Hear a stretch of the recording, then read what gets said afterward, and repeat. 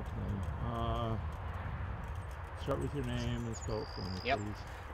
Darren Karcher, D-A-R-R-I-N-K-A-R-C-H-E-R. Okay, and your title again? I'm the Poultry Extension Specialist for Michigan State University Extension. This way. Okay. All right, let's talk about backyard chickens. What's important for people to know in order to be safe with handling their chickens? Sure. So when we look at backyard poultry, we need to keep a couple of things in mind when we talk about biosecurity. We need to make sure that we're doing everything we can to change our clothes, change our shoes, and try to limit neighbor interactions and other people visiting our poultry flocks. Currently, we have high-path avian influenza circulating through the Midwest, and as we are having more and more flocks that are becoming infected, we want to try to limit the potential that our flocks are becoming infected as well. Okay. Let's say you... trying to remember the questions that were asked Yep. last week.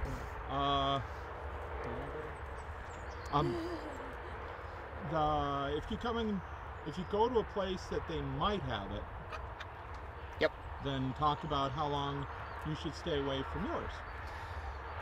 So one of the important things when we talk about high-path avian influenza is if in fact you think your birds are infected or somebody else has birds that are infected, you want to make sure that you're away from birds for about 72 hours. If you have birds that you take off your farm or bring onto your farm that have not been around your own birds, you need to quarantine them for about 28 days prior to putting them into your flock. During that time period, you need to keep in mind that you want to chore your birds first and your quarantine birds second, followed by immediately washing your clothes and cleaning off and disinfecting your shoes. State fairs. What about kids entering 4-H competition?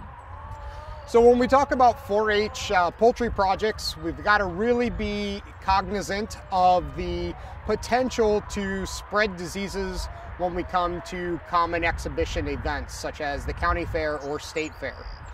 With that in mind, if your birds do not appear healthy coming into the time it is ready to take your birds to fair, you want to make sure that you either leave them at home or contact MSU Extension or your local veterinarian to sign off that your birds are in fact healthy. Once you take them to the fair, you don't really want to bring them back to your house. If they are breed birds or fancy birds and you desire to bring them home, then make sure you follow the necessary quarantine procedure of 28 days prior to putting them in with your other birds. Well, let me ask you this. How big a deal is avian influenza? So avian influenza is a very big deal. It is commonly found in nature. However, there are times when the virus can mutate and result in this high-path avian influenza that we are currently seeing in the US. When it gets into domestic poultry, it has a very high mortality rate, which typically means that within 72 all right, I'm going to start over on that. Okay. You want me to ask it again? No, I just got at 72.96, right, is the next 24-hour period? Yeah, 72.96. Okay. High-path avian influenza is common within wild birds and migratory fowl across the world. Occasionally, though, the virus will mutate and become high-path avian influenza that we are seeing circulating today. What happens is when domestic poultry come in contact with this high-path avian influenza, it can result in very high mortality within 72 to 96 hours. What this may mean for a small flock or a backyard flock is you may go out and you may notice that you've got 2 birds dead in your flock, or the next day you have 2 new birds or 2 birds after that. So you notice an increase in the amount of mortality you have.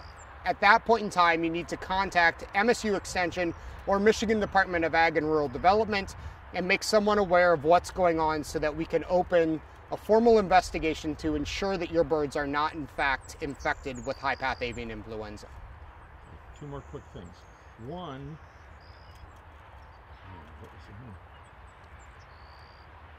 how big a deal is poultry in Michigan? As far as, is it a big deal? I mean, as far as, are a lot of people raising them, and that's why we need to really be careful?